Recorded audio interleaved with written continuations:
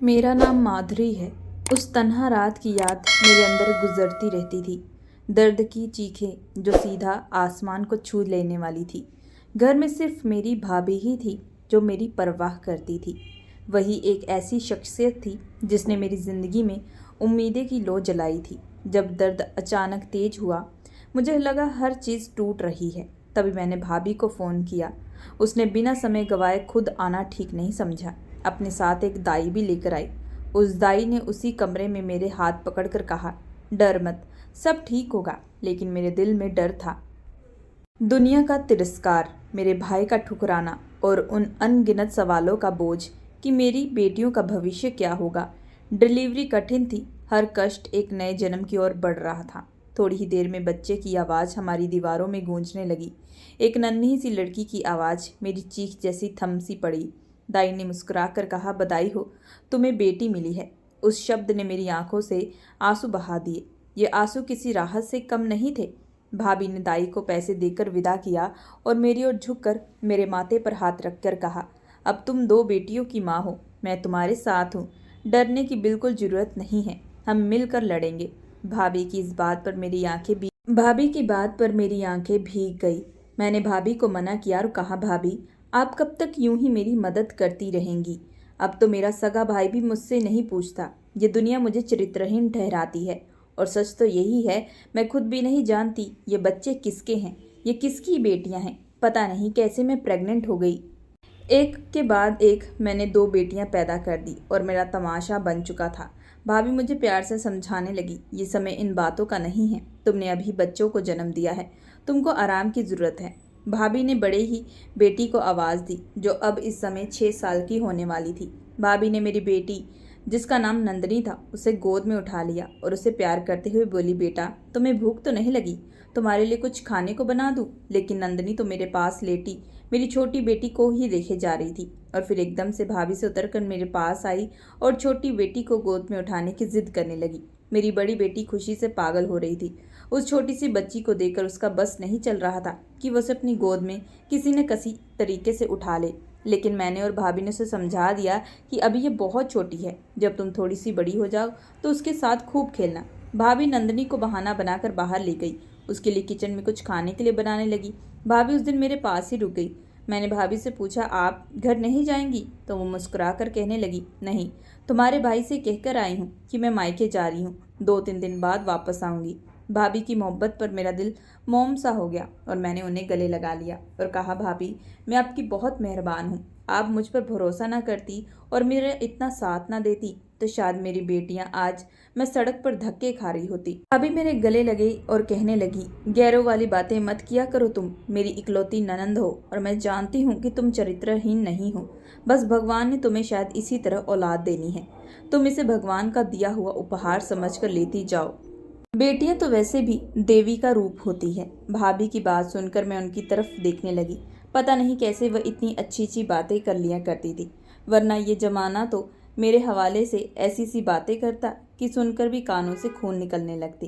5 दिन तक भाभी मेरे साथ ही रही और फिर वापस अपने घर चली गई। जाने से पहले उन्होंने घर में राशन भी डलवाया और मेरे हाथ में कुछ और पैसे भी रख दिए। कुछ दिन गुजरे और आस पड़ोस वालों को खबर पहुंच गई कि मैंने फिर एक बेटी को जन्म दिया है, तो मोहल्ले वाले झगड़ा करने को आ गए। हर कोई चाहता कि मैं ये मोहल्ला छोड़ दूं, क्योंकि मेरी वजह से मोहल्ले का माहौल खराब हो रहा है। हर कोई जानना चाहता था कि मेरी बेटियों का बाप आखिर है कौन, और अगर उनका कोई बाप नहीं तो फिर मैं किसके साथ अय्याशियाँ करती हूँ। लेकिन मेरे मकान मालिक का बहुत मेहरबानी थी कि उसने मुझसे अभी तक इस घर में रखा हुआ था, क्योंकि मेरी भाभी उसे उस समय किराया देती रहती थी। बड़ी मुश्किल से मोहल्ले वालों ने हमारा दरवाज़ा छोड़ा था। भाभी का दिया हुआ राशन 3 महीने चल गया और फिर कुछ दिन के बाद मुझे घर का कुछ ज़रूरी सामान लेने के लिए घर से बाहर निकलना ही पड़ा। मैंने अपनी दोनों बेटियों को घर के अंदर छोड़ा और मैंने बाहर से ताला लगाया और सामान लेने दुकान पर पहुंच गई तो दुकान वाले ने इधर उधर देखा और फिर झुककर उसने जो कहा उसे सुनकर मेरी आत्मा काँप सी गई। वह मुझसे कहने लगा, अपना रेट ही बता दो, मेरी पत्नी मुझे खुश नहीं रखती, जब दिल चाहेगा तुम्हारे पास आ जाऊंगा। उसकी ये बात सुनकर शर्म और गुस्से के मारे मेरा चेहरा लाल पड़ गया। मेरा दिल चाहा कि मैं उसका मुंह नोच दूं। मैंने गुस्से से कहा, बड़े बदतमीज हो, शर्म नहीं आती एक औरत से ऐसी बात करते हुए? वह मुझे देखकर अपनी बत्ती सी निकाल कर जोर से हंसने लगा। कहने लगा, लो भाई, बगैर पति के तुम 2 बच्चों की माँ बन गई हो और अब भी पवित्रता का लिबास ओढ़ती घूमती हो। तुम कितनी पवित्र हो मैं अच्छी तरह जानता हूँ। अच्छी तरह तुम जैसी औरतों के पास बच्चों की पैदाइश कैसी होती है समझता हूँ। सीधी तरह अपना दाम बताओ और खुशी खुशी अपना काम करो। तुम जैसी औरतें शरीफ मोहल्ले में रहे या फिर तवाइफ के बाजार में काम करे, काम तो एक ही करती हैं। इस तरह हमें भी नाम जगह पर नहीं जाना पड़ेगा और शही शरीफों के मोहल्ले में काम हो जाएगा। उस दुकानदार की बातें सुनकर मेरी आंखों में आंसू बहने लगे और मैं बगैर सामान लिए वहां से निकल गई। इस समाज में ऐसी औरतों को जीने का हक नहीं दिया जाता जिसकी नाजायज औलाद हो। फिर मैंने तो 2 नाजायज बच्चियों को जन्म दिया था और मैं खुद इस बात से अनजान थी कि आखिर इनका बाप है कौन। मुझे कैसे जीने का हक दिया जा सकता है। मैं कैसे सोच सकती थी कि समाज के इज्जतदार मर्द मुझे इज्जत से जीने देंगे। जैसे तैसे मैंने जरूरत का सामान लिया और घर लौट आई और अपने कमरे में बंद कर लिया और जोर से फूट फूट कर रो रही थी। मेरा रोना पूरे घर में गूंज रहा था। मेरी बड़ी बेटी परेशान सी मेरे पास बैठी। मेरी दोनों बेटियां बिल्कुल एक जैसी नजर आती थी, जैसे कि उनका बाप एक ही हो। वही नीली आंखें और रंगत ऐसी सुर्ख और सफ़ेद थी कि हाथ लगाने से मैली हो जाती, जबकि मेरा रंग सांवला था और मेरी आंखें काली थी। पता नहीं मेरी बेटियां किसकी थी। कभी कभी तो वो बिल्कुल मेरी भाभी की जैसी लगती, क्योंकि मेरी भाभी की आंखें भी नीली थी और वह भी बहुत गोरी थी। लेकिन मेरी बेटियां मेरी भाभी पर क्यों जाती? फिर मेरे दिमाग में आता कि शायद इसलिए कि अच्छे बुरे में मेरी भाभी मेरे हर समय में साथ रहती थी। उन्हें देखकर हो सकता है कि प्रेगनेंसी के दिनों में मेरी बेटियां भी मेरी भाभी के जैसी हो गई। खैर, जो भी था, मेरी बच्चियां बहुत खूबसूरत थी। लेकिन शायद उनके नसीब इतने अच्छे नहीं थे, क्योंकि वह मेरे घर में पैदा हुई थी, बिना बाप के नाम के पैदा हुई थी।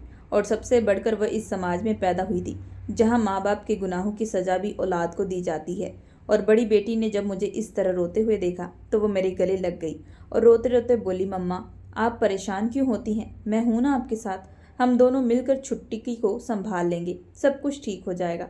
मुझे उस मासूम की बात सुनकर और भी रोना आया। उसे क्या मालूम था जब वह इस घर से बाहर निकलेगी तो यह दुनिया उसके साथ कैसा सलूक करेगी। मैंने दिल से भगवान को याद किया कि मेरे मुजरिम को ऐसी सजा मिले कि वह मरे तो उसकी लाश भी किसी को नसीब ना हो, जिसने मुझे बगैर शादी के प्रेग्नेंट कर दिया। मेरे ऊपर ऐसा जुल्म किया कि वह कभी सुकून से ना रह सके। कभी कभी तो मुझे अपने भाई से भी नफरत होता, जिसने मेरी पवित्रता पर भरोसा नहीं किया और अब पहली प्रेगनेंसी पर ही मुझे घर से बाहर निकाल दिया।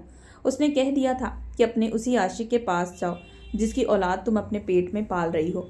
मैं उस समय सिर्फ 17 साल की थी और पेट से हो गई थी, लेकिन मुझे नहीं पता था कि मेरे पेट में पलने वाला बच्चा किसका है। मैं उस समय बहुत रोई थी, अपने भाई के पैर पकड़ी। मैंने उन्हें विश्वास दिलाने की कोशिश की कि मैंने कोई पाप नहीं किया, मेरी बात तो सुन लो। लेकिन उन्होंने मेरी किसी भी बात पर विश्वास नहीं किया। वह तो मेरी भाभी थी जिन्होंने आगे बढ़कर न सिर्फ मुझे संभाला था बल्कि मुझे गले से भी लगाया और किराया भी दिया। उन्होंने ही मुझे इस घर में लेकर आई और आज तक मेरा खर्चा उठाती आ रही हैं। मुझे लगता था कि पूरी दुनिया में ऐसी भाभी कहीं नहीं होगी। उन्होंने सगी बहनों से भी बढ़कर मेरे साथ अच्छा व्यवहार रखा। अब भी जब रोते रोते मेरी तबीयत बिगड़ती तो फिर से भाभी घर आई थी और मेरी हालत देखकर कहने लगी, माधुरी तुम क्यों नहीं समझती हो? तुम्हारे इस तरह रोने से न सिर्फ नंदनी परेशान होगी बल्कि उस पर भी बहुत बुरा असर पड़ेगा। वह अभी नादान है। अगर तुम्हारी बात का कोई मतलब निकाल ले या फिर अपने बाप के बारे में सवाल करेगी तो तुम क्या जवाब दोगी? होश के साथ काम लो। अपने बच्चे के सामने ऐसी कोई हरकत मत करो कि वह भी परेशान हो। हमेशा की तरह भाभी की बातों पर प्यार था, इसलिए मैंने अपने आंसू पोंछ लिए। मुझे तो अपनी बच्चियों को इस समाज से बचाना था। मैं अपने आंसुओं के जरिए उन्हें कमज़ोर नहीं कर सकती थी। भाभी कहने लगी, तुम्हारी तबीयत ठीक नहीं है, मैं 3-4 दिन यही रहूँगी। उन्होंने मेरे सामने ही भाई को फ़ोन लगाया और कह दिया कि मैं अपने मायके में हूँ, 3-4 दिन के बाद घर लौट कर आऊँगी। मैंने भाभी का शुक्रिया अदा किया। वह मुश्किल समय में भी मेरे लिए अपने की तरह होती हैं। काफ़ी देर मैं और भाभी बातें करते रहे। उनकी बातों से मुझे नई जिंदगी मिल जाती थी। और फिर रात हुई तो भाभी कहने लगी कि अब तुम अपनी छोटी बच्ची के साथ सुकून से सो जाओ, मैं आज की रात नंदनी के साथ गुजार लूँगी। मैंने कहा, ठीक है भाभी, जैसा आपको ठीक लगे। सच में मेरी छोटी बेटी बहुत ज़्यादा रोती थी और सारी रात हंगामा करती रहती थी। भाभी की नींद भी खराब होती थी, इसलिए मैंने उन्हें नंदनी के साथ सोने दिया और खुद अपने कमरे में छोटी बेटी के साथ सो गई। 4 दिन भाभी हमारे घर रुकी और फिर वापसी चली गई। उनके आने से नंदनी भी बहुत खुश हो जाया करती थी। जिस दिन भाभी को घर जाना था उस दिन भाभी मुझसे पहले ही जाग गई थी। उन्होंने नंदनी को तैयार किया और नाश्ता बनाकर खिलाया। फिर मेरे और अपने लिए भी नाश्ता बना लिया। उन्होंने मुझे गौर से देखा और कहा, माधुरी, तुम दिन ब दिन कमज़ोर होती जा रही हो। मेरे साथ चलो, मैं तुम्हें डॉक्टर के पास लेकर चलूँगी, तुम्हें मेडिसिन दिलवाऊंगी। अगर तुम इसी तरह कमज़ोर होती रहोगी तो तुम्हारी बच्चियों का ख्याल कौन रखेगा? खुद के लिए नहीं तो कम से कम अपनी बच्चियों के लिए ही अपना ध्यान रखो। मुझे भी एहसास हुआ कि मैं दिन ब दिन कुछ ज़्यादा ही कमज़ोर होती जा रही हूँ। मैंने ज़्यादा ही चिंता को सर पर सवार कर लिया है। अगर मुझे कुछ हो जाता है तो मेरे बच्चों का क्या होता?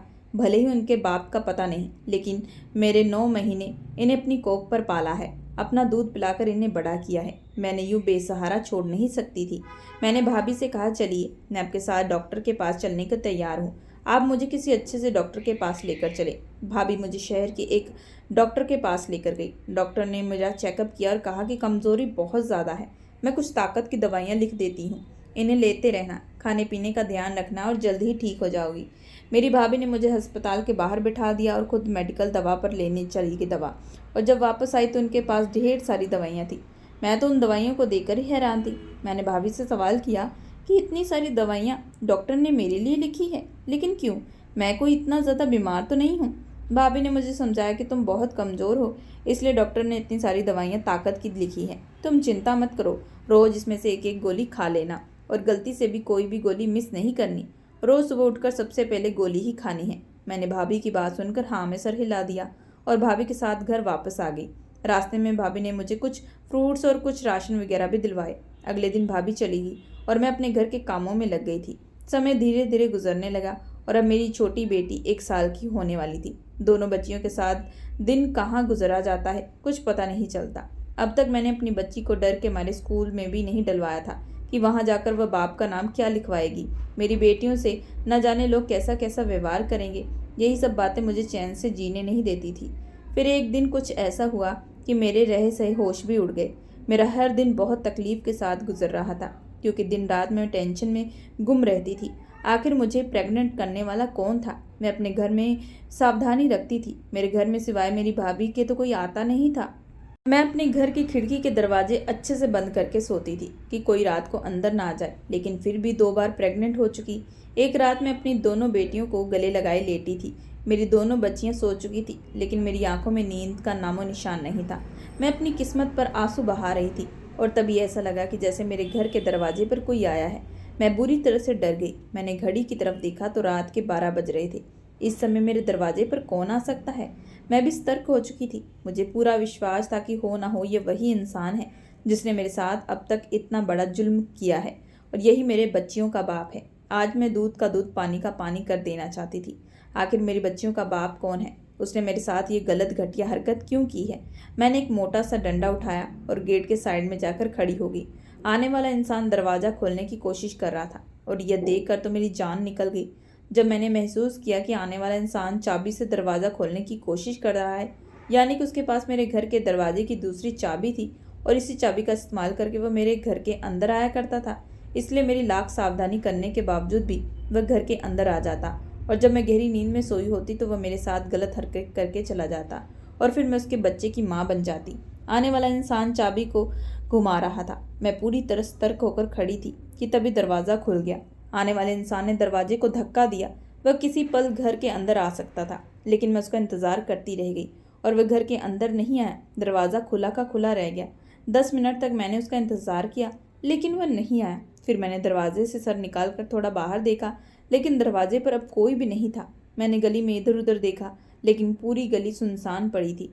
मुझे हैरत हुई। मैंने साफ महसूस किया था कि दरवाजे पर कोई था।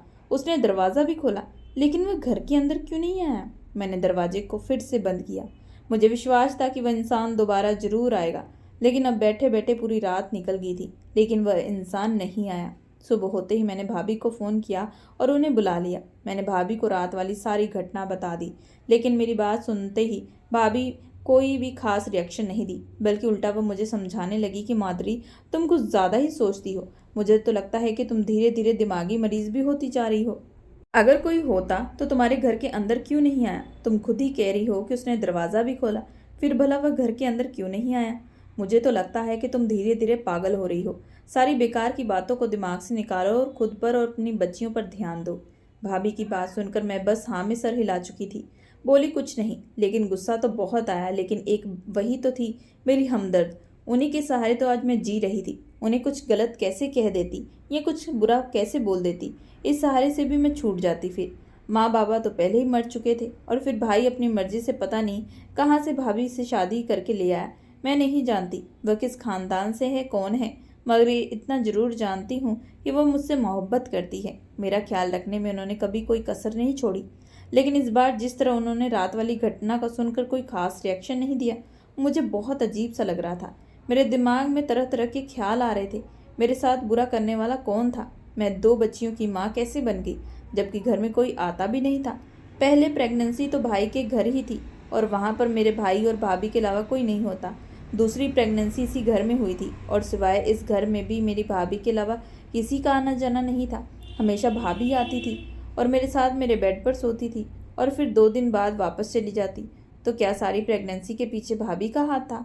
लेकिन एक औरत होकर वह कैसे मुझे प्रेग्नेंट कर सकती थी? ये सब करके उन्हें क्या हासिल होता, जबकि वह तो हमारा सारा खर्चा उठा रही थी और हमारी वजह से अपनी शादीशुदा जिंदगी को भी खतरे में डाल रही थी, क्योंकि वह हमेशा भाई से छुपकर मेरे पास आती। मेरे दिलो दिमाग में अब अजीब अजीब से सवाल पैदा हो रहे थे। मैं बस किसी भी तरह सच जानना चाहती थी। मैं नहीं चाहती थी कि मैं तीसरी बार एक नाजायज़ बच्चे की माँ बनूं। मेरे अंदर अब और दर्द झेलने की हिम्मत नहीं थी। मुझे तो अब अपनी बेटियों की भी चिंता सताने लगी। अगर ये सब कुछ मेरे साथ हो रहा है तो कल को अगर मेरी बेटियां जवान होगी तो उनके साथ भी यही कुछ होगा। मुझे अब ये सब कुछ रोकना था। और फिर इन्हीं दिनों एक बहुत अजीब हादसा हुआ। उस दिन भाभी मेरे घर आई थी। भाभी के आने से मेरा मन बदल जाता और मेरी बच्चियां भी खुश हो जाया करती। भाभी ने उस दिन मुझे कोई भी काम नहीं करने का दिया। खुद ही मेरी बेटी को तैयार किया और उन्हें खाना खिलाया और फिर मेरे और अपने लिए भी खाना बनाकर ले आई। हम दोनों ने बैठकर खाना किया और इधर उधर की बातें करते रहे। रात को सोने से पहले भाभी मेरे लिए एक गिलास गर्म दूध लेकर आई। भाभी मेरे ऊपर हमेशा जोर डाला करती थी कि खाने के बाद, खाने से पहले एक गिलास गर्म दूध जरूर लिया करो, इससे नींद अच्छी होती है और तुम्हें ताकत मिलेगी। मैं अपना कुछ खास ध्यान नहीं रखती थी, इसलिए अगर कभी मन हुआ तो दूध ले लिया करती थी और कभी नहीं हुआ तो नहीं लेती। लेकिन जब भी भाभी आती तो मुझे एक गिलास गर्म दूध जरूर पिलाती और भाभी की मोहब्बत के आगे मैं हार जाती और एक गिलास गर्म दूध जरूर पीती थी। आज भी भाभी मेरे लिए गिलास में दूध लाई। मैंने भाभी के हाथ से दूध लेकर साइड टेबल पर रख दिया, क्योंकि दूध अभी ज़्यादा गर्म था। फिर मैं और भाभी बैठकर बातें करने लगे। बातें करते करते भाभी को नींद आने लगी तो वो सो गई। सोने से पहले उन्होंने मुझसे कहा कि दूध जरूर पी लेना। मैंने भी उनके सामने ही कहा, दूध का गिलास उठा लिया था, लेकिन दूध अभी गर्म था। भाभी सो चुकी थी और मैंने दूध फिर से टेबल पर रख दिया। और फिर मैं अपने मुजरिम के बारे में सोचने लगी कि मैं किस तरह उसका पता लगाऊं, किस तरह मैं उसकी सच्चाई जानूं। ये सब सोचते सोचते मुझे नींद नहीं आई। दूध पीना मैं भूल चुकी थी और फिर अचानक ही रात को एक अजीब सी चीज़ मेरे शरीर पर महसूस हुई। तभी मेरी आंख खुली। ऐसा लगा जैसे कोई मेरे शरीर से लिपटने की कोशिश कर रहा है। मेरे पास इस समय सिर्फ मेरी भाभी ही मौजूद थी, लेकिन जिस तरह का स्पर्श मुझे अपने शरीर पर महसूस हो रहा था, ये मेरी भाभी तो बिल्कुल नहीं कर सकती थी। ये एक अलग सी स्पर्श थी। एकदम मेरी जोरदार चीख निकल गई। मेरी चीख सुनते ही मुझे मेरी भाभी की आवाज़ सुनाई दी। क्या हुआ माधुरी, तुम ठीक तो हो ना? मैंने कहा, भाभी इस कमरे में ज़रूर कोई है। भाभी ने जल्दी से उठकर लाइट जलाई, लेकिन कमरे में तो कोई नहीं था। भाभी ने हर जगह तलाश किया, लेकिन वहाँ भी कोई नहीं था। भाभी ने मुझे समझाया, माधुरी तुम खुद को संभालो, इतना मत सोचो, तुम धीरे धीरे खुद को बीमार कर रही हो। अगर अपने दिमाग पर इतना जोर डालोगी तो एक दिन बहुत ज़्यादा बीमार हो जाओगी। कम से कम अपनी बच्चियों का तो ख्याल रखो। तुम्हें कुछ हो गया तो उनका क्या होगा? अब इन सब बातों को भूल जाओ, अपनी बच्चियों के बारे में सोचो, उनकी अच्छी परवरिश करो। कमरे में कोई भी नहीं है और फिर भला मेरे होते हुए कमरे में कौन आ सकता है? भाभी ने मुझे बहुत देर तक समझाया और मुझे सुलाने की कोशिश करने लगी, लेकिन मैंने जो महसूस किया वो सिर्फ मेरा वहम नहीं, ज़रूर मेरे साथ कोई था जो मेरे साथ गलत हरकत करने की कोशिश कर रहा था। भाभी मुझे बहुत देर तक समझाती रही और फिर पता नहीं हम दोनों कब सो गए। सुबह भाभी मुझसे पहले ही जाग गई थी। उन्होंने नंदिनी को तैयार किया, उसे नाश्ता करवाया और फिर मेरे और अपने लिए भी नाश्ता बनाकर लेकर आई। हम दोनों ने मिलकर नाश्ता किया। थोड़ी देर के बाद भाभी चली गई और मैं बैठी रात वाली घटना के बारे में सोच रही थी कि आखिर रात को मेरे कमरे में कौन आया था और फिर अचानक कहाँ गायब हो गया। अचानक ही मेरे दिमाग में धक्का सा लगा। मेरी नज़र अचानक ही दूध के गिलास पर पड़ी। रात को मैंने दूध का गिलास नहीं पिया था। ज़्यादा गर्म होने की वजह से मैंने उसे वापस रख दिया। भाभी की नज़र भी गिलास पर नहीं पड़ी थी, क्योंकि गिलास के आगे नंदिनी का एक बड़ा सा टेडी रखा हुआ था। सब कुछ मेरी आंखों के सामने घूमने लगा और सब कुछ मेरे दिमाग में साफ होता चला गया। मैंने जल्दी से दूध का गिलास लिया, उसमें थोड़ा सा सैंपल लेकर लैब में चली गई। मैंने दूध का सैंपल जांच कराने के लिए दे दिया और फिर जो रिपोर्ट मेरे सामने आई तो मेरे पैरों तले जमीन निकल गई। दूध में सचमुच नींद की दवा मिली हुई थी। मैं सब कुछ समझ गई थी कि भाभी मुझे जानबूझकर दूध में दवाई मिलाकर देती है जिससे कि मैं सो जाऊं और फिर उसके बाद ही मेरे साथ गलत हरकत होती रहे। अगर रात को भी मैं दूध का गिलास पी लेती तो मेरे साथ कुछ ना कुछ गलत हो जाता और मैं तीसरी बार प्रेग्नेंट हो जाती। लेकिन एक बात मेरी समझ में नहीं आ रही थी कि आखिर भाभी एक औरत थी और एक औरत ही दूसरी औरत को प्रेग्नेंट कैसे कर सकती है, क्योंकि कमरे में उस समय भाभी के अलावा कोई और मौजूद नहीं था। मेरे दिमाग ये सोच सोचकर फटा जा रहा था। लेकिन इतना तो मैं समझ गई थी कि इन सब के पीछे मेरी भाभी का हाथ है और अब मैं सच्चाई तक जाना चाहती थी। मैं सब कुछ खोल सामने लेकर आना चाहती थी और फिर मैंने एक बहुत ही सोच समझकर प्लान बनाया। सोच समझने के बाद मैंने फैसला किया कि मैं किसी न किसी नतीजे पर जरूर पहुंच जाऊंगी। और फिर मैं अपने मजरूम को पकड़ने के बारे में सोच रही थी कि अचानक ही मेरी बड़ी बेटी नंदनी बहुत बीमार हो गई। मैं उसे अस्पताल लेकर गई। उसकी सेहत के साथ में कोई खिलवाड़ नहीं करना चाहती थी। वहाँ उसका इलाज हुआ। नंदनी को टाइफाइड हो गया था। डॉक्टर ने उसके कई और टेस्ट भी लिख कर दिए थे। उसका ब्लड सैंपल भी लिया। जब डॉक्टर नंदनी का ब्लड ले रहे थे तभी मेरे दिमाग में एक आइडिया आया। मैंने डॉक्टर से बात कर ली। पहले तो डॉक्टर मेरी बात मानने के लिए तैयार नहीं थी, लेकिन फिर मेरी मजबूरी को देखते हुए वह मान गई। मैंने डॉक्टर को अपनी सारी कहानी बता दी थी और फिर मैंने अपनी भाभी को बुलवाया और उनसे झूठ कहा कि फ़ौरन नंदनी को खून की ज़रूरत है, आप उसको अपना खून दे दें। भाभी, मुझे आपसे कहने की ज़रूरत भी नहीं पड़ती। अगर मेरे शरीर के अंदर इतनी ताकत होती। मैंने डॉक्टर से कहा था कि मेरे शरीर की एक एक बूंद ले लो, लेकिन मेरी बेटी को बचा लो। लेकिन डॉक्टर कहने लगी, तुम्हारे अंदर बहुत कमज़ोरी है। इतनी कमज़ोरी के बावजूद हम तुम्हारे शरीर से नहीं निकाल सकते, इसलिए मजबूरी है। भाभी, नंदनी को आपका ही खून देना पड़ेगा। मेरे कहने पर भाभी ने पहले तो सैंपल दिया ताकि चेक किया जा सके कि उनका खून नंदनी को लग सकता है या नहीं, और वही नंदनी के खून का सैंपल लेकर मैं लैब में जमा करवा दी ताकि पता लग सके कि मेरे बच्चे से मेरी भाभी का कोई लेना देना है या नहीं। अब मुझे रिपोर्ट के आने का इंतज़ार था। डॉक्टर ने कहा था कि 1 हफ्ते के बाद रिपोर्ट मिलेगी, इसलिए मैं अपनी बेटी को लेकर घर चली आई थी। मेरी बेटी की तबीयत अब काफ़ी संभल चुकी थी। मैं जब भी अपनी दोनों बेटियों को देखती तो मेरा दिल धड़कना सब भूल जाता। उनके फ्यूचर की चिंता होती और साथ ही साथ रिपोर्ट का इंतज़ार भी मुझे डिप्रेशन में डाल रहा था। मुझे डर था कि कहीं रिपोर्ट में वही कुछ ना आ जाए जो मैं सोच रही हूँ। पता नहीं क्यों मुझे ऐसा लगता था कि इन बच्चों का कोई ना कोई मेरी भाभी से जरूर जुड़ा हुआ है, क्योंकि मेरी दोनों ही बेटियां मेरी भाभी से काफ़ी मिलती जुलती थी। वही आँख, वही रंग, वही बाल। भाभी को अब पता नहीं चल सकता कि मैंने बहाने से उनका खून का सैंपल ले लिया है। और फिर पूरा 1 हफ्ता गुजर गया। मैं रिपोर्ट लेने के लिए अस्पताल पहुंची तो रिपोर्ट में एक ऐसी बात सुनी जिसे सुनकर मेरे होश उड़ गए।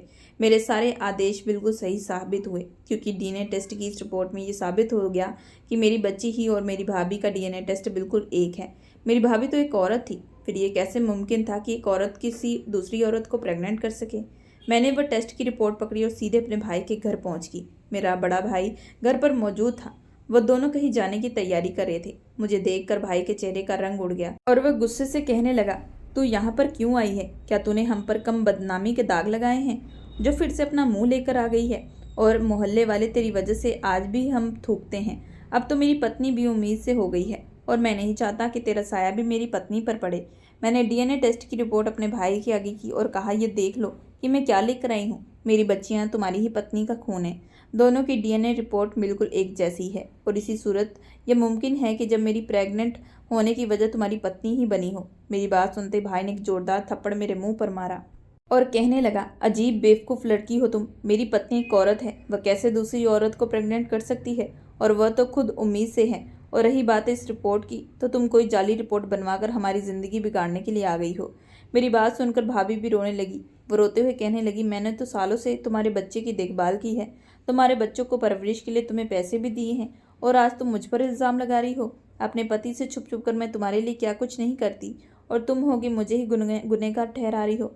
मैंने रिपोर्ट खोलकर भाई को दिखाई जो शहर के एक बड़े अस्पताल की थी, और उनसे कहा, जाकर पूछ लीजिए ये रिपोर्ट उसी अस्पताल की है और ये नकली नहीं है। मैं नहीं जानती कि आपकी पत्नी ने ये सब किया है या नहीं, लेकिन इतना ज़रूर जानती हूँ कि जब से आपकी पत्नी हमारी ज़िंदगी में आई है, मेरी ज़िंदगी जहन्नम बन गई है। मेरे गले में पड़ा बदनामी का ये ढोल किसी और का नहीं बल्कि आपकी पत्नी पर का डाला गया है।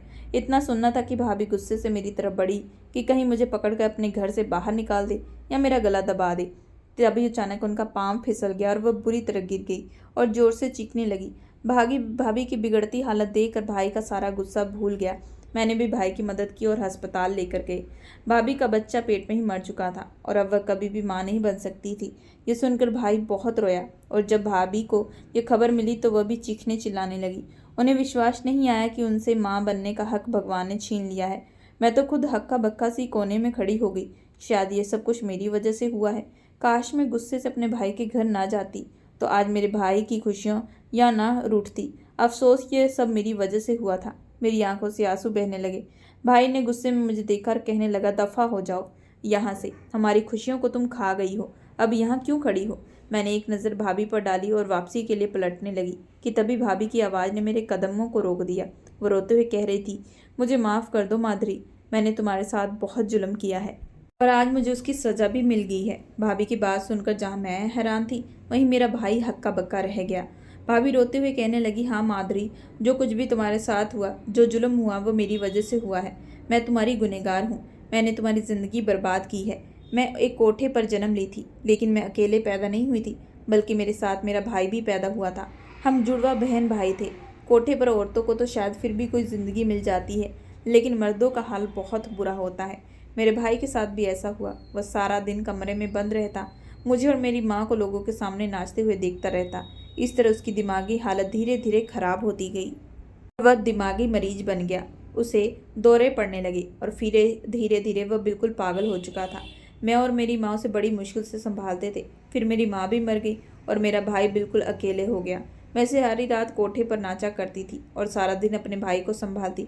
ऐसे एक रोज़ कोठे पर तुम्हारा भाई ही आया। उसने मेरी सुंदरता को देखा और उसे मुझसे मोहब्बत होगी। तुम्हारा भाई मुझे कोठे से भगा कर ले आया। मैंने कभी तुम्हारे भाई को अपने जुड़वा भाई के बारे में नहीं बताया था। उसे खामोशी से किराए का घर लेकर दे दिया और वहीं से मुझसे मिलने जाती थी, उसका ख्याल रखती। एक दिन मैं अपने भाई से मिलने के लिए गई तो वह अपने पाँव पटकते हुए कहने लगा कि मुझे शादी करनी है। मैं भी अपनी पत्नी के साथ ऐसे ही रहना चाहता हूँ, जैसे कोठे पर मर्द औरत को देखते हैं। मैंने अपने भाई को समझाने की बहुत कोशिश की, लेकिन वह नहीं माना। उसने अपना सर दीवार पर जोर से दे मारा और अपने भाई की हालत देखकर मैं डर गई। उस दिन मैं अपने भाई को अपने घर ले आई। उस दिन तुम्हारा भाई घर पर नहीं था, वह शहर से किसी काम के लिए बाहर गए थे। मैंने सोचा आज इसकी तबीयत ठीक नहीं है, इसे अपने पास रख लेती हूँ, और उस दिन ही उसकी नज़र तुम पर पड़ गई। फिर उसके बाद वह तुम्हारा दीवाना बन गया था। वह रोज़ मुझसे जिद करता कि मुझे इसी लड़के से शादी करनी है और इसको ही अपनी पत्नी बनाना है। मैं जानती थी कि मेरा भाई पागल है और मैं उसकी शादी तुम्हारे साथ नहीं करवा सकती। मेरे पागल भाई से शादी के लिए ना ही तुम मानती और ना तुम्हारा भाई मानता। अगले दिन मैं उसके कमरे में गई, उसके लिए एक लड़की का भी इंतज़ाम कर दिया जो कि उसकी अच्छी सी देखभाल कर सके। लेकिन मेरा भाई किसी भी तरह काबू में नहीं आ रहा था। वह खुद को नुकसान पहुंचाने लगा। मेरा भाई पागल था। अगर मैं उसकी बात ना मानती तो शायद वह अपनी जान ले लेता। और फिर मैंने मौका देकर एक रात को उसे घर बुला लिया। उसी रात तुम्हारा भाई शहर से बाहर गया हुआ था। मैंने मौके का फ़ायदा उठाया और तुम्हें नींद की दवा दी और अपने भाई को तुम्हारे कमरे छोड़ दिया। मुझे नहीं मालूम था कि मेरा ऐसा करने से तुम प्रेग्नेंट हो जाओगी। मैंने तो सोचा था ये बात कभी भी किसी को पता नहीं चलेगी और यह खेल एक ही रात में ख़त्म हो जाएगा। लेकिन यह बात एक रात पर ख़त्म नहीं हुई, क्योंकि मेरे भाई को इस बात की लत लग चुकी थी। वह हर दिन मुझसे यही जिद करता कि मैं उसे तुम्हारे पास छोड़ दूँ। उसकी तबीयत की वजह से मैं मजबूर थी। फिर जब तुम्हारी प्रेगनेंसी की खबर खुलकर सामने आई तो तुम्हारे भाई ने तुम्हें घर से निकाल दिया। मेरे पास पैसों की कोई कमी नहीं थी। मैं सारी ज़िंदगी कोटे से पैसे कमाई थी, इसलिए आसानी से तुम्हें किराए का घर लेकर दे दिया और इसी बहाने मेरे भाई को और मनमानी करने का मौका मिल गया। तुम धीरे धीरे मेरे भाई की 2 बेटियों की माँ बन गई। मैं खुशी से तुम्हारा यह खर्चा उठा रही थी कि किसी तरह मेरा पागल भाई खुश है। जब मैंने देखा कि तुम दिन ब दिन कमज़ोर होती जा रही हो और तुम्हारे अंदर अब इतनी जान नहीं, तुम ये सब बर्दाश्त कर सको, तो मैं तुम्हें डॉक्टर के पास लेकर गई। तुम्हें कुछ ताकत की दवाइयाँ खिलवाई और डॉक्टर से कहकर कुछ ऐसी दवाइयाँ भी लिखवाई कि तुम अब और बच्चों को जन्म ना दे सको, क्योंकि मैं नहीं चाहती थी कि तुम तीसरे बच्चे को जन्म दो। जिस दिन मैं अपने भाई को लाती उस दिन मैं तुम्हारे दूध में नींद की दवा मिला देती। उस दिन भी जब तुम्हारे दरवाजे पर तुम्हें लगा कि कोई है, तब भी मेरा भाई था। उसने मेरे पर्स से तुम्हारे घर की दूसरी चाबी निकाली, लेकिन समय रहते मैं वहाँ पहुँच गई और उसे वहाँ से खींच लाई थी। मैं जानती थी कि यह सब बहुत बड़ा पाप है जो मैंने किया अपने पागल भाई को खुश रखने के लिए, लेकिन यह बहुत बड़ा पाप था। उसकी सज़ा आज मुझे मिल गई है। मैं खुद औलाद के लिए सारी ज़िंदगी तरसती रह जाऊंगी। मुझे लगता था ये सच कभी खुलकर सामने नहीं आएगा, लेकिन क्योंकि ये मेरा भाई और मैं जुड़वा थे, इसलिए हमारा डीएनए टेस्ट भी एक है, इसलिए तुम्हें लगा कि ये बच्चियाँ मेरी है। ये सुनकर मेरे भाई की आंखें हैरत से खुल गई कि खुली रह गई। उन्हें विश्वास नहीं हो रहा था। गुस्से से आकर उनका चेहरा पूरा लाल हो चुका था। वह बिना सोचे समझे मेरे भाई ने भाभी के मुंह पर 2-3 थप्पड़ जड़ दिए और उनसे सारे रिश्ते खत्म कर लिए। भाई को समझ में आ गया था कि उन्होंने एक बहुत ही गंदी और चरित्रहीन औरत को उठाकर इज्जत से अपने घर में जगह दी और इस औरत ने ही उनकी ही इज्जत को खराब कर दिया। मेरे भाई ने मेरी भाभी को अस्पताल में छोड़ दिया। मुझे और मेरी बेटियों को लेकर वापस अपने घर आ गए। भाई ने हाथ जोड़कर मुझसे माफ़ी मांगी और कहने लगे, मुझे माफ़ कर दो। मैंने अपने लिए गलत औरत को चुन लिया जिसकी वजह से तुम्हारी ज़िंदगी बर्बाद हो गई। सच जानने के बाद मैंने भी भाई को माफ़ कर दिया क्योंकि इसमें उनकी कोई गलती नहीं थी। भाई ने अपना सब कुछ बेच दिया, उस मोहल्ले उस शहर को छोड़ दिया। मुझे और मेरी बेटियों को लेकर एक दूसरे शहर में चले आए। मेरी बड़ी बेटी जो 6 साल की थी और छोटी बेटी अभी सिर्फ 1 साल की। मेरी बड़ी बेटी नंदनी भाई ने एक अच्छे स्कूल में एडमिशन करवा दिया। यहाँ पर लोग नहीं जानते थे। मैंने सबसे यही कहा कि मेरा पति एक रोड एक्सीडेंट में मर गया है। कुछ समय के बाद मैंने अपने भाई की शादी करवा दी। भाई जिस कंपनी में काम करने लगा था वहाँ एक लड़की भाई को पसंद करने लगी थी, लेकिन भाई शादी नहीं करना चाहता था। वही लड़की हमारे घर तक आई। उसने कहा कि मैं तुम्हारे भाई से बहुत मोहब्बत करती हूँ, लेकिन वह मुझसे शादी नहीं करना चाहता। मैंने उस लड़की को बता दिया कि मेरा भाई पहले से शादीशुदा था और उसी लड़की से मेरे भाई को धोखा मिला है, इसलिए अब उसकी औरत से जात से विश्वास उठ गया है। वह लड़की कहने लगी, मैं तुम्हारे भाई से सच्चा प्यार करती हूँ, मैं उसके बिना मर जाऊंगी, लेकिन मैं उसे विश्वास दिलाऊंगी। तुम चिंता मत करो, मैं अपने भाई को तुमसे शादी के लिए राज़ी कर लूँगी। और फिर मैंने किसी न किसी तरह भाई को राज़ी कर लिया और उस लड़की को और भाई की शादी करवा दी। अब दोनों आपस में खुशी खुशी रहते हैं। मेरा भाई चाहता था कि मेरा भी घर बसे, लेकिन मैं शादी नहीं करना चाहती थी। यह नई वाली भाभी सच में दिल की बहुत अच्छी हैं। वह मेरी एहसानमंद है। मैंने उसकी शादी अपने भाई से करवा दी। मैंने अपनी नई भाभी को सारी सच्चाई बता दी थी। कहानी सुनने के बाद उसे बहुत दुख हुआ। अब मैं सुनाना, मेरी दोनों बच्चियां अपने भाई के घर में खुशी खुशी ज़िंदगी काट रही हैं। मैंने अपनी पूरी ज़िंदगी अपनी बेटियों पर समर्पित करने के बारे में सोच लिया। मैं अपनी बेटियों को पढ़ाऊंगी, अच्छा इंसान बनाऊंगी। दोस्तों, आपको क्या लगता है, क्या मुझे शादी कर लेनी चाहिए या मुझे अपनी पूरी ज़िंदगी अपनी बेटियों के ऊपर छोड़ देनी चाहिए? अपनी राय कमेंट बॉक्स में ज़रूर बताएं। दोस्तों, अगर आप लोगों को ये कहानी पसंद आई हो तो वीडियो को लाइक और चैनल को सब्सक्राइब ज़रूर करें।